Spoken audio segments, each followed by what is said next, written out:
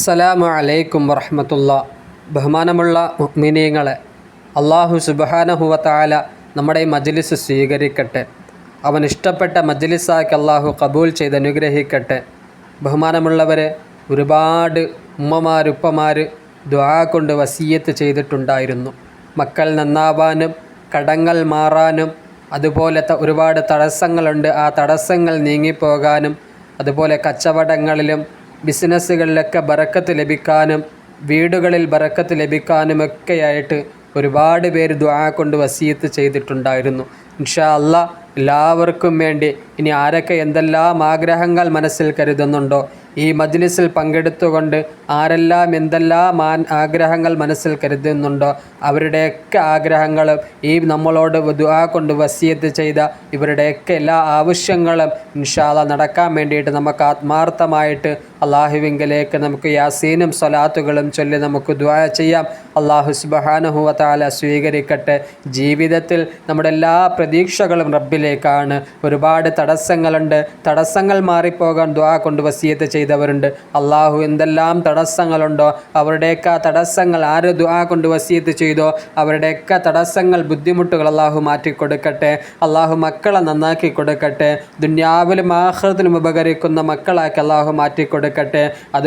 അതുകൊണ്ട് എത്രയൊക്കെ കടങ്ങളുണ്ടോ ആ കടങ്ങൾ വീടുവാനുള്ള വഴികൾ അല്ലാഹു തുറന്നു കൊടുക്കട്ടെ.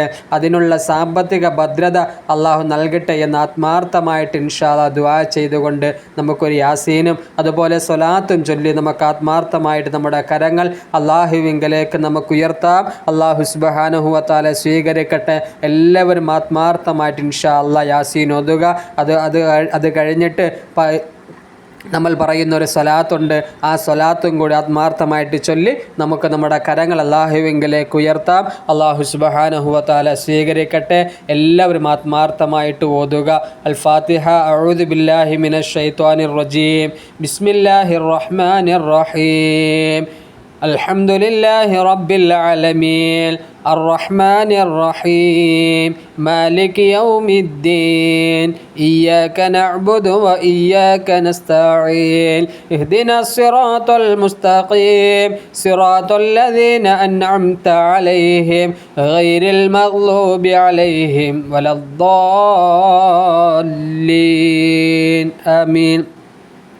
بسم الله الرحمن الرحيم ياسين والقرآن الحكيم إنك لمن المرسلين على صراط مستقيم تنزيل العزيز الرحيم لتنذر قوما ما أنذر آباؤهم فهم غافلون لقد حق القول على أكثرهم فهم لا يؤمنون إنا جعلنا في أعناقهم أغلالا فهي إلى الأذقان فهم مقمحون وجعلنا من بين أيديهم سدا ومن خلفهم سدا فأغشيناهم فهم لا يبصرون وسواء عليهم أنذرتهم أم لم تنذرهم لا يؤمنون إنما تنذر من اتبع الذكر وخشي الرحمن بالغيب فبشره بمغفرة وأجر كريم إنا نحن نحيي الموتى ونكتب ما قدموا وآثارهم وكل شيء أحصيناه في إمام مبين واضرب لهم مثلا أصحاب القرية إذ جاءها المرسلون إذ أرسلنا إليهم اثنين فكذبوهما فعززنا بثالث فقالوا إنا إليكم مرسلون قالوا ما أنتم إلا بشر مثلنا وما أنزل الرحمن من شيء إن أنتم إلا تكذبون قالوا ربنا يعلم إنا إليكم لمرسلون وما علينا إلا البلاغ المبين قالوا إنا تطيرنا بكم لئن لم تنتهوا لنرجمنكم وليمسنكم منا عذاب أليم قالوا طائركم معكم أن ذكرتم بل أنتم قوم مسرفون وجاء من أقصى المدينة رجل يسعى قال يا قوم اتبعوا المرسلين اتبعوا من لا يسألكم أجرا وهم مهتدون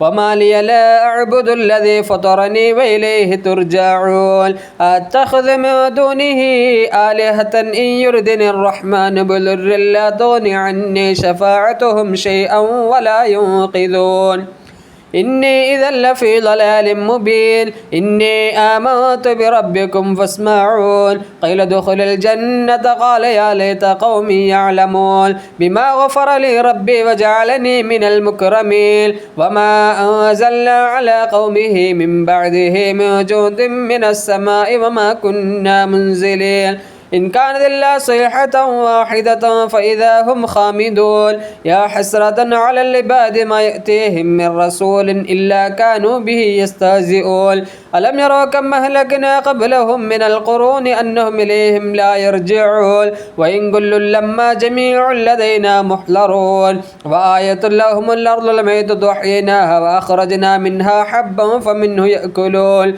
وجعلنا فيها جنات من نخيل وأعناب وفجرنا فيها من العيون ليأكلوا من ثمره وما عملته أيديهم فلا يشكرون سبحان الذي خلق الأزواج كلها مما تنبت الأرض ومن أنفسهم ومما لا يعلمون وآية لهم الليل نسلخ منه النهار فإذا هم مظلمون والشمس تجري لمستقر لها ذلك تقدير العزيز العليم والقمر قدرناه منازل حتى عاد كالعرجون القديم لا الشمس ينبغي لها أن تدرك القمر ولا الليل سابق النهار وكل في فلك يسبحون وآية لهم أنا حملنا ذريتهم في الفلك المشحون وخلقنا لهم من مثله ما يركبون وإن نشأ نغرقهم فلا صريخ لهم ولا هم ينقذون إلا رحمة منا ومتاعا إلى حين وإذا قيل لهم اتقوا ما بين أيديكم وما خلفكم لعلكم ترحمون وما تأتيهم من آية من آيات ربهم إلا كانوا عنها معرضين وإذا قيل لهم أنفقوا مما رزقكم الله قال الذين كفروا للذين آمنوا أنطعم من لو يشاء الله أطعمه إن أنتم إلا في ضلال مبين ويقولون متى هذا الوعد إن كنتم صادقين ما ينظرون إلا صيحة واحدة تأخذهم وهم يخصمون فلا يستطيعون توصية ولا إلى أهلهم يرجعون ونفخ بالصور فإذا هم من الأجداث إلى ربهم ينسلون قالوا يا ويلنا من بعثنا من مرقدنا هذا ما وعد الرحمن وصدق المرسلون إن كانت إلا صيحة واحدة فإذا هم جميع لدينا محضرون فاليوم لا تظلم نفس شيئا ولا تجزون إلا ما كنتم تعملون إن أصحاب الجنة اليوم في شغل فاكهون هم وأزواجهم في ظلال على الأرائك متكئون لهم فيها فاكهة ولهم ما يدعون سلام قولا من رب رحيم وامتاز اليوم أيها المجرمون ألم أعهد إليكم يا بني آدم ألا تعبدوا الشيطان إنه لكم عدو مبين وأن اعبدوني هذا صراط مستقيم ولقد أضل منكم جبلا كثيرا فلم تكونوا تعقلون هذه جهنم التي كنتم توعدون اصلوها اليوم بما كنتم تكفرون اليوم نختم على أفواههم وتكلمنا أيديهم وتشهد أرجلهم بما كانوا يكسبون ولو نشاء لطمسنا على أعينهم فاستبقوا الصراط فأنى يبصرون ولو نشاء لمسخناهم على مكانتهم فما استطاعوا مضيا ولا يرجعون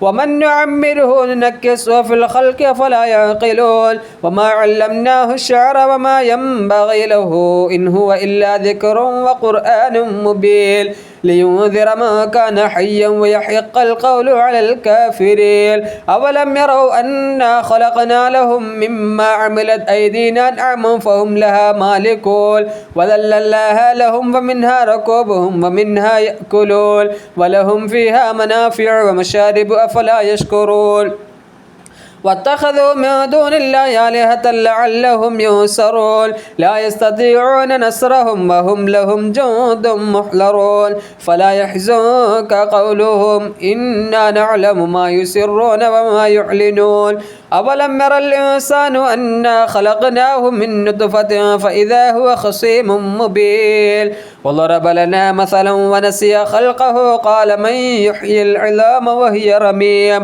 قل يحييها الذي أنشأها أول مرة وهو بكل خلق عليم الذي جعل لكم من الشجر الأخضر نارا فإذا أنتم منه توقدون أوليس الذي خلق السماوات والأرض بقادر على أن يخلق مثلهم بلى وهو الخلاق العليم إنما أمره إذا أراد شيئا أن يقول له كن فيكون فسبحان الذي بيده ملكوت كل شيء وإليه ترجعون صدق الله العظيم تقبل الله അള്ളാഹു സ്വീകരിക്കട്ടെ. പടച്ച തമ്പുരാൻ കബൂൽ ചെയ്ത് അനുഗ്രഹിക്കുമാറാകട്ടെ.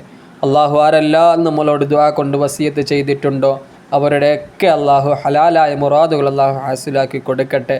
എന്തെല്ലാം പ്രയാസങ്ങൾ എന്തെല്ലാം ബുദ്ധിമുട്ടുകളുണ്ടോ ആ ബുദ്ധിമുട്ട് പ്രയാസങ്ങൾ അള്ളാഹു നീക്കി കൊടുക്കട്ടെ. അള്ളാഹു മക്കളെ നന്നാക്കി കൊടുക്കട്ടെ. പടച്ച തമ്പുരാൻ ദുനിയാവിലും ആഖിറത്തിലും ഉപകരിക്കുന്ന നല്ല മക്കളാക്കി അള്ളാഹു വളർത്തിക്കൊണ്ട് വന്ന് അവരുടെ ജീവിതങ്ങളിൽ അള്ളാഹു സന്തോഷവും സമാധാനവും അവരെ കൊണ്ട് നൽകി അനുഗ്രഹിക്കുമാറാകട്ടെ. ഇൻഷാ അള്ളാഹ് നമുക്ക് സ്വലാത്തും കൂടി പറഞ്ഞ് ആത്മാർത്ഥമായിട്ട് നമ്മുടെ കരങ്ങൾ അള്ളാഹുവിങ്കിലേക്ക് നമുക്ക് ഉയർത്താം. അള്ളാഹു സ്വീകരിക്കട്ടെ. ആമീൻ യാ റബ്ബൽ ആലമീൻ. ഇൻഷാ അള്ളാഹ് എല്ലാവരും ആത്മാർത്ഥമായിട്ട് ഈ കാണുന്ന സ്വലാത്തുൽ കാമില 7 തവണ നമുക്ക് ചൊല്ലാം. എല്ലാവരും വളരെ ആത്മാർത്ഥമായിട്ട് ചൊല്ലുക. അള്ളാഹു സ്വീകരിക്കട്ടെ. ബിസ്മില്ലാഹിർ റഹ്മാനിർ റഹീം. ഇന്നല്ലാഹ വമലായികതഹു യുസല്ലൂന അലൻ നബി യാ അയ്യുഹല്ലദീന ആമനൂ സല്ലു അലൈഹി വസല്ലിമൂ തസ്ലീമാ. اللهم صل وسلم وبارك على سيدنا محمد وعلى آله عدد كمال الله وكما يليق بكماله. اللهم صل وسلم وبارك على سيدنا محمد وعلى آله عدد كمال الله وكما يليق بكماله.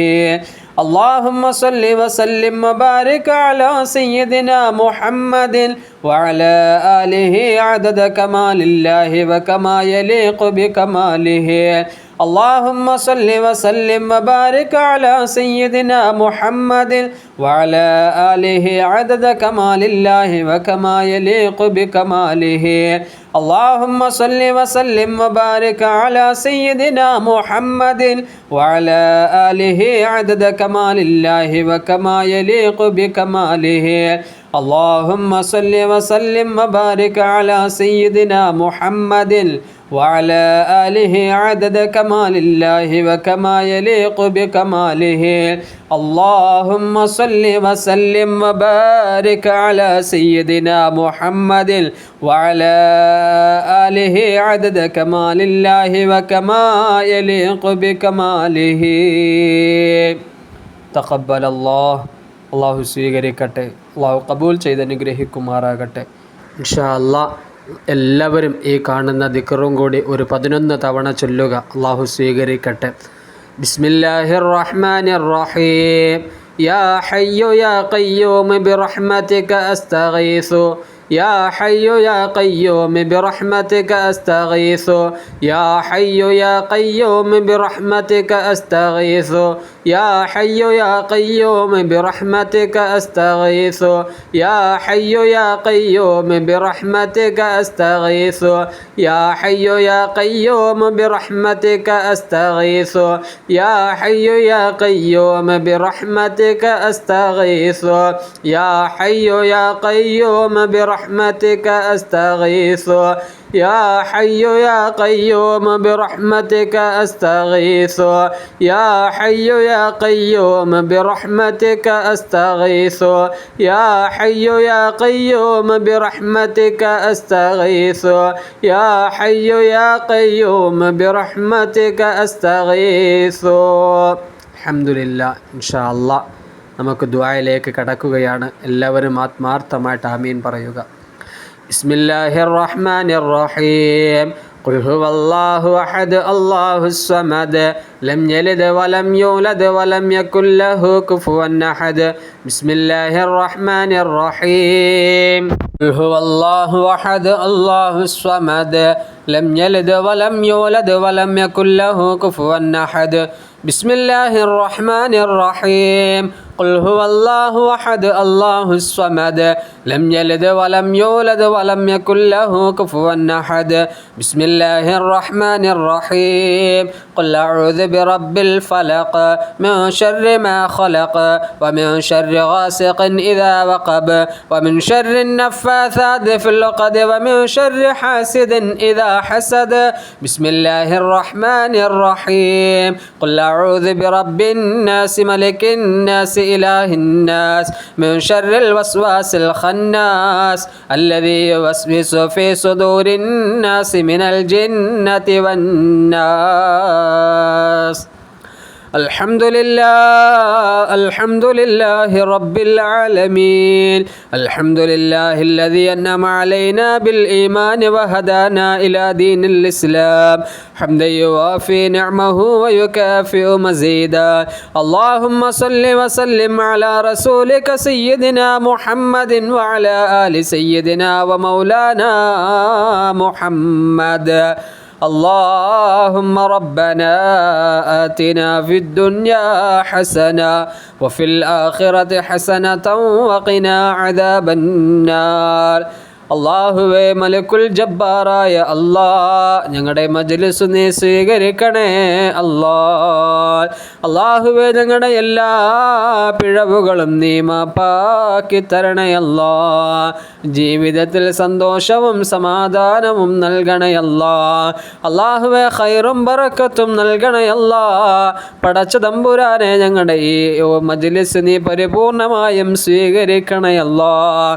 അള്ളാഹു ഞങ്ങളുടെ മനസ്സിൻ്റെ അകതാരിലുള്ള മുഴുവൻ ഹലാലായ മുറാദുകൾ നീ ഹാസിലാക്കി തരണേ അല്ലാഹ്. ഈ മജ്ലിസിൽ പങ്കെടുത്ത് ആമീൻ പറയുന്ന ഓരോരുത്തരെയും നീ സ്വീകരിക്കണേ അല്ലാഹ്. അവരുടെ ബുദ്ധിമുട്ട് പ്രയാസങ്ങൾ മാറ്റിക്കൊടുക്കണേ അല്ലാഹ്. അല്ലാഹു ആരൊക്കെ ദുആ കൊണ്ട് വസിയ്യത്ത് ചെയ്തിട്ടുണ്ടോ എല്ലാവരെയും അറിയുന്ന അല്ലാഹ്. പടച്ച തമ്പുരാനെ എല്ലാവരുടെയും ആവശ്യങ്ങൾ നിറവേറ്റി കൊടുക്കണേ അല്ലാഹ്. തടസ്സങ്ങൾ മാറാൻ ദുആ കൊണ്ട് വസിയ്യത്ത് ചെയ്തവരുണ്ട് അല്ലാഹ്. പടച്ച തമ്പുരാനെ തടസ്സങ്ങൾ നീക്കി കൊടുക്കണേ അല്ലാഹ്. എന്ത് ബുദ്ധിമുട്ടുണ്ടോ എന്ത് പ്രയാസമുണ്ടോ എല്ലാ പ്രയാസങ്ങളും നീക്കി കൊടുക്കണേ അല്ലാഹ്. അല്ലാഹുവേ മക്കൾ നന്നാവാൻ വേണ്ടി ദുആ കൊണ്ട് വസിയ്യത്ത് ചെയ്തവരുണ്ട് റബ്ബേ. അല്ലാഹുവേ പടച്ച തമ്പുരാനെ ദുനിയാവിലും ആഖിറത്തിലും ഉപകരിക്കുന്ന നല്ല മക്കളാക്കി നീ മാറ്റണേ അല്ലാഹ്. അല്ലാഹുവേ പടച്ച തമ്പുരാനെ ഖൈറായ ചിന്തകൾ നൽകണേ അല്ലാഹ്. അല്ലാഹുവേ മാതാപിതാക്കൾക്ക് ബുദ്ധിമുട്ടുണ്ടാകുന്ന ഒരു ദുസ്വഭാവം അവരിൽ നീ വെക്കല്ല തമ്പുരാനെ. എല്ലാ ശർറുകളെ തൊട്ട് നീ കാക്കണേ അല്ലാഹ്. പടച്ച തമ്പുരാനെ എല്ലാ ഖൈറായ ചിന്തകൾ അവർക്ക് നീ കൊടുക്കണേ അല്ലാഹ്. കടങ്ങൾ വീടുവാനും പടച്ച തമ്പുരാനെ മറ്റുള്ള ആവശ്യങ്ങൾ നിറവേറാനും ദുആ കൊണ്ട് വസിയത്ത് ചെയ്തവരുണ്ട് റബ്ബേ. അല്ലാഹുവേ പടച്ച തമ്പുരാനെ നീ കരുണ കാണിക്കണേ അല്ലാഹ്. നീ കരുണ കാണിക്കണേ അല്ലാഹ്. കടങ്ങൾ വീടുവാനുള്ള വഴികൾ നീ തുറന്നു കൊടുക്കണേ റബ്ബേ. അതിനുള്ള സാമ്പത്തിക ഭദ്രത നീ നൽകണേ അല്ലാഹ്. അല്ലാഹുവേ സാമ്പത്തിക ഭദ്രത നീ നൽകണേ അല്ലാഹ്. ജോലികളിലും അല്ലാഹ് മറ്റു ബിസിനസ്സുകൾ ഖൈറും ബറക്കത്തും നൽകണേ അല്ലാഹ്. അല്ലാഹുവേ പടച്ച തമ്പുരാനെ ഞങ്ങൾ ഇവിടെ ഓതിയതിൻ്റെ ഒരു മിസ്ൽ സവാബ് ഞങ്ങളിൽ നിന്ന് മരണപ്പെട്ടു പോയവരുടെ ഹലറത്തിലേക്ക് നീ എത്തിക്കണേ അല്ലാഹ്. അവരുടെ കബറിടങ്ങൾ നീ വിശാലമാക്കി കൊടുക്കണേ അല്ലാഹ്. സ്വർഗീയ പൂന്തോപ്പാക്കണേ അല്ലാഹ്. അല്ലാഹുവേ മജ്ലിസിൽ പങ്കെടുത്ത അല്ലാഹുവേ പങ്കെടുക്കുന്നവരിൽ ആരുടെയൊക്കെ കുടുംബക്കാർ മരണപ്പെട്ടു പോയിട്ടുണ്ടോ എല്ലാവരും ഖബറിലേക്ക് ഞങ്ങൾ ഓതിയതിൻ്റെ മിസ്ല സവാബ് നീ എത്തിക്കണേ അല്ലാഹുവേ പടച്ച തമ്പുരാനെ പരിപൂർണ്ണ മഗ്ഫിറത്തും മർഹമത്തും നൽകണേ അല്ലാഹുവേ നിന്റെ കരുണ ഞങ്ങളിലേക്ക് നീ വർഷിപ്പിക്കണേ രോഗങ്ങൾക്ക് നീ ശിഫ നൽകണേ ഒരു തരത്തിലുള്ള രോഗം കൊണ്ട് ഞങ്ങൾ ആരെയും നീ പരീക്ഷിക്കല്ല തമ്പുരാനെ എല്ലാ പ്രതിസന്ധികളും ഞങ്ങൾക്ക് നീ നീക്കിത്തരണേ ഞങ്ങളുടെ ദുആക്കൾ നീ സ്വീകരിക്കണേ നീ ഖബൂൽ ചെയ്യണേ റബ്ബേ اللهم ربنا تقبل منا إنك أنت السميع العليم وتب علينا إنك أنت التواب الرحيم آمين برحمتك يا أرحم الراحمين والحمد لله رب العالمين صلى الله على محمد صلى الله عليه وسلم صلى الله على محمد صلى الله عليه وسلم اللهم صل على محمد يا رب صل عليه وسلم എല്ലാവരും ദുആ ചെയ്യുക. അസ്സലാമു അലൈക്കും വറഹ്മത്തുള്ളാഹി.